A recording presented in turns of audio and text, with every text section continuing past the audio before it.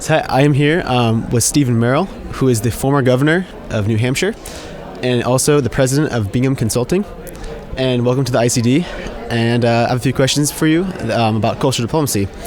So first off, with the United States in the past 4 or 5 years being more and more attracted to using soft power in cultural diplomacy, what is your opinion on how the United States is doing, and what do you think they can do to improve their cultural diplomacy? The United States did a very good job regarding cultural diplomacy and focusing on cultural diplomacy during the Cold War.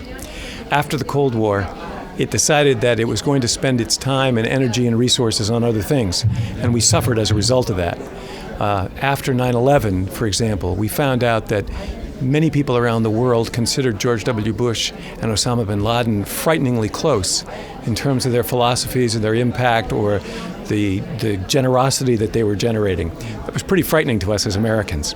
President Obama has recognized that, and he has turned to cultural diplomacy as an instrument of other kinds of diplomacy, particularly hard diplomacy. Thank you. So what do you see as the role of the United States in the world considering cultural diplomacy? What areas of the world do they need to focus on, and what kind of cultural diplomacy does the United States need to focus on? I think that every nation, particularly a superpower, needs to go to bed each night with one fewer enemy and needs to wake up the next morning with one more friend. And the United States took that for granted for a period of time and paid a price after 9/11 for that. Since that time, we've realized that we not only need to focus on the Arab world, we need to focus on Europe and Asia and Africa, because all of those groups felt the same way about us as the Arab communities did, and that was shocking to us, and we're not going to let that happen.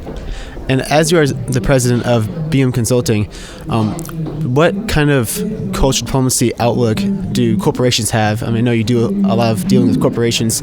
Is there a strategy that they use, or do you ever deal with that with them? Yes, probably the most progressive company that we deal with is Google.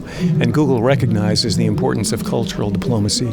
It recognizes that people have to understand the United States as a nation, as a technology driver, and Google as a company that people are attracted to, not just by their products, but are attracted to because of the culture that they generate.